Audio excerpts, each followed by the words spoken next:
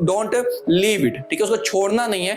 आप लोग उसको जो है वो कुछ ना कुछ तो करके आओ ना, कुछ तो आपको पता ही होगा उस सवाल के बारे में, कुछ टेक्निक पता होगी, कोई फॉर्मूला पता होगा, उसको अटेम्प्ट करके आओ, ठीक है। अटेम्प्ट लाजमी करना है, छोड़ना कुछ भी नहीं है। तो 2 नंबर के क्वेश्चन के पीछे अपना बाकी पूरा पेपर नहीं छोड़ना।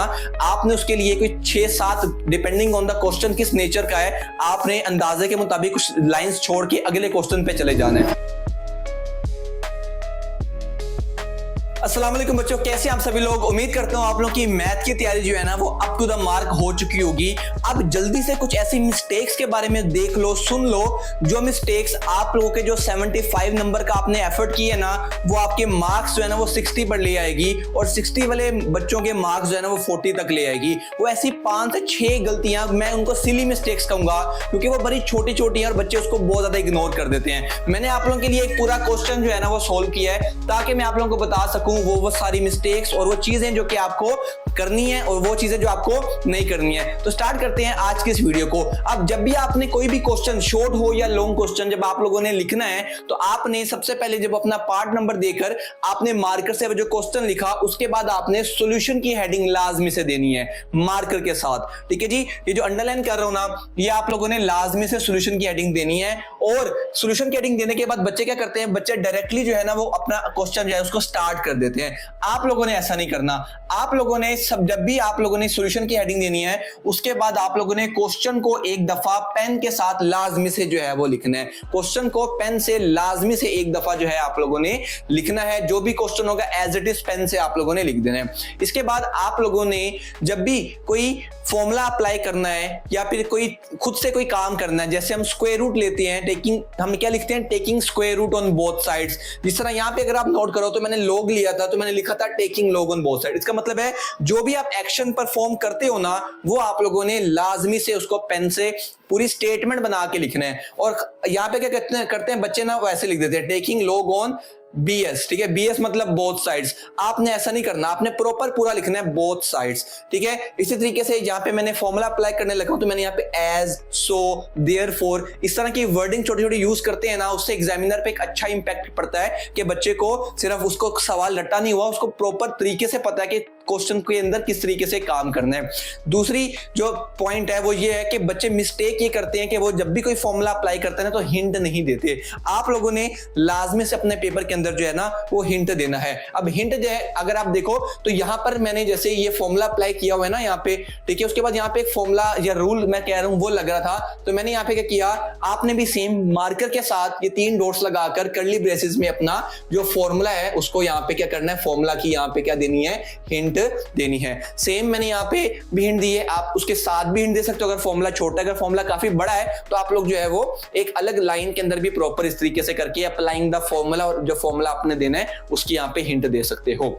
इसके बाद तीसरा जो पॉइंट बच्चे मिस्टेक करते हैं वो ये है कि जिस तरह आप ये लोग वाले क्वेश्चन देख रहे हो ना, ये तो होंगे कैलकुलेटर से। फिर फैक्टराइजेशन के क्वेश्चन, मिड टर्म ब्रेकिंग के क्वेश्चन, ये भी आपके अपने कैलकुलेटर से होते हैं। तो ये वीडियो को पॉज करो और जाके कैलकुलेटर को अपने ज्योमेट्री बॉक्स में डालो। बहुत सारे बच्चों को मैं देखता हूं बोर्ड सेंटर में जाने से पहले कैलकुलेटर घर भूल जाते हैं, फिर वो इधर उधर से मांग रहे होते हैं। तो आपने ये गलती नहीं करनी है। कोई आपको कैलकुलेटर नहीं देगा जब तक वो खुद नहीं कर लेगा। तो आप लोगों ने जो है मांगने से अच्छे अपना कैलकुलेटर अरेंज कर लो, ठीक है। अगर नहीं है पास तो खरीद लो, खरीदना नहीं है तो किसी दोस्त, बड़े भाई, कजन वगैरह से जो है वो ले लो। और कैलकुलेटर हरगिज आप लोगों ने स्किप नहीं करना, भूल कर नहीं जाना। इसके बाद आप लोगों ने जो है ना वो गलती जो बच्चे करते हैं ना वो ये है कि वो स्टेप्स छोड़ कर करते हैं। आपने अपने क्वेश्चन को ज्यादा से ज्यादा स्टेप्स के अंदर करना है, ठीक है। आप लोग अगर यहाँ पे नोट करो ना तो स्टार्टिंग में मैंने सारे स्टेप्स एज इट इज किए हैं।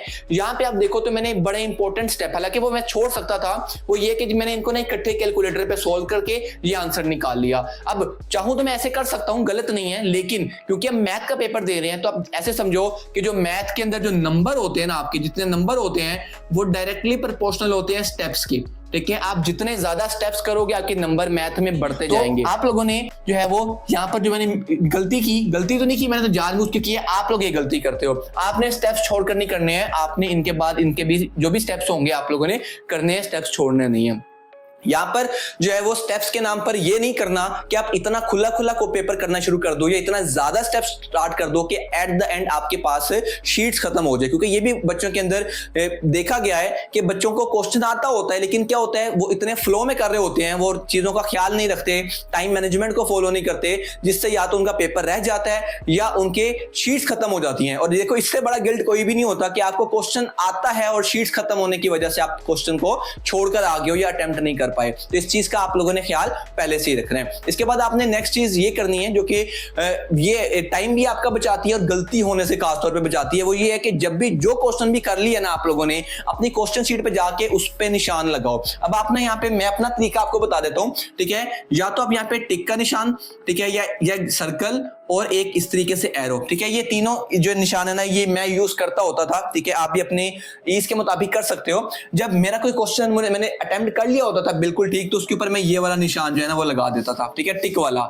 अगर कोई क्वेश्चन मैंने छोड़ दिया है, ठीक है, मुझे नहीं आता, मैंने स्किप कर दिया, छोड़ दिया है, उसमें मैं सर्कल कर देता था। और अगर एक ऐसा क्वेश्चन जो मैंने कर तो दिया लेकिन मुझे कहीं डाउट हो रहा है या और उसको मैं चाहता हूं मैं दोबारा एक बार देख लूं, तो बजाय कि मैं बाद में पूरा पेपर देखूं यार कौन से वाले क्वेश्चन में मैंने जो है वो उसको छोड़ा हुआ था कि बाद में चेक करूंगा कि जो मैंने अभी कंप्लीट करना है अटेम्प्ट नहीं किया, उसके ऊपर मैं ये वाला निशान जो है वो लगा लेता था। ये मेरा तरीका था, आप अपना भी कोई तरीका यूज कर सकते हो। इसके बाद यहां पे आप लोगों ने इंतजार नहीं करना कि आप कोई क्वेश्चन कहीं से भूल गया है तो अब सारा टाइम उसी पे लगा दो, बाकी क्वेश्चंस आपके रह जाएं। तो 2 नंबर के क्वेश्चन के पीछे अपना बाकी पूरा पेपर नहीं छोड़ना। आपने उसके लिए कोई 6-7 डिपेंडिंग ऑन द क्वेश्चन किस नेचर का है, आपने अंदाजे के मुताबिक कुछ लाइंस छोड़ के अगले क्वेश्चन पे चले जाना है, ठीक है। वो कर लिया है, उसके बाद नेक्स्ट पे चले जाना है। अगर वो फिर भूल गया फिर उससे नेक्स्ट पे चले जाना है उसकी जगह छोड़ के, क्योंकि अगर आप ऐसा करोगे ना, बच्चे ना इसमें ये भी गलती करते हैं कि वो शॉर्ट क्वेश्चंस कर रहे होते हैं, उन्होंने शॉर्ट 1-2 सवाल छोड़ दिए, लेकिन उन्होंने क्या किया, उनको नहीं आते थे, उन्होंने उसकी जगह नहीं छोड़ी, उन्होंने सवाल कहा चलो मैं बाद में कर लूंगा। वो लॉन्ग के बाद चले जाते हैं, शॉर्ट के बाद चले जाते हैं लॉन्ग क्वेश्चन पे, लॉन्ग क्वेश्चन सारे कर लिए, फिर उनको याद आता है ओ वो मेरे सवाल रहते थे मैं अभी कर लेता हूं, तो वो लॉन्ग के बाद शॉर्ट क्वेश्चन कर देते हैं, ठीक है। यानी कि शॉर्ट करते हैं फिर लॉन्ग करते हैं फिर दोबारा शॉर्ट करते हैं। तो बेटा ये आपका चेक नहीं होता, ठीक है। आपकी तरतीब यही होती है कि आपने शॉर्ट क्वेश्चंस करने ऐसे कर सकते हो कि लॉन्ग को पहले कर लो और शॉर्ट को बाद में कर लो, लेकिन ये तरीका मैं फॉलो नहीं करता, आप लोगों ने नहीं करना, बस वैसे ही बता रहा हूं कि अगर आप लॉन्ग पहले करना चाहते हो तो फिर सारे लॉन्ग पहले करने हैं और बाद में शॉर्ट पे जाना है। लॉन्ग के बाद शॉर्ट किया, शॉर्ट के बाद दोबारा लॉन्ग कर लिया, ये नहीं करना। इसी तरह शॉर्ट करने तो सारे शॉर्ट के पार्ट्स इसी में कर देने हैं और देन लॉन्ग पे ट्रेवल करना है, लॉन्ग पे ट्रांसफर होना है, ठीक है। लॉन्ग के बाद आपने शॉर्ट नहीं करना, तो इसलिए मैंने आपको ये पॉइंट बताया ताकि आपको पता चले कौन सा क्वेश्चन मैंने छोड़ा है, कौन सा मैंने कर लिया है, कौन सा मैंने अभी करना है या मुझे बाद में याद आएगा तो मैं करूंगा, ठीक है जी। तो ये चंद जो मिस्टेक्स हैं ये आप लोगों ने जो है वो नहीं करनी। पेपर में कोई सवाल छोड़ के नहीं आना, आपके एटलीस्ट आप अटेम्प्ट करोगे ना तो एग्जामिनर आपको जो है ना वो तरस खा के नंबर दे देगा कि एटलीस्ट बच्चे ने पेपर कोशिश तो की है ना क्वेश्चन को अटेम्प्ट करने की। अगर आपको सवाल नहीं आता है तो डोंट लीव इट, ठीक है, उसको छोड़ना नहीं है। आप लोग उसको जो है वो कुछ ना कुछ तो करके आओ ना, कुछ तो आपको पता ही होगा उस सवाल के बारे में, कुछ टेक्निक पता होगी, कोई फॉर्मूला पता होगा, उसको अटेम्प्ट करके आओ, ठीक है। अटेम्प्ट लाजमी करना है, छोड़ना कुछ भी नहीं है। तो इंशाल्लाह आप लोगों के 75 आउट ऑफ 75 मार्क्स जो है ना इसके अंदर पक्के और बहुत आसान है यार लेना, ठीक है। अभी तक मैं जानता हूं आप में से मैक्सिमम बच्चों के 75 आउट ऑफ 75 मार्क्स ही आएंगे। जिनको लगता है कि उनके नहीं आने तो वो गलती कर रहे हैं, ठीक है। लेकिन अगेन जितने भी आपने एफर्ट किया है इन गलतियों से बचना है जो मैंने अभी आपको इस वीडियो में बताई है, ताकि आपके एटलीस्ट उतने मार्क्स तो सेव रहें, ठीक है, उससे कम ना हो जाए, उससे ज्यादा ही आए इंशाल्लाह, ठीक है। मिलते हैं नेक्स्ट वीडियो के अंदर। मेरा नाम फैजान तनवीर है। टेक केयर, सी या, अल्लाह हाफिज।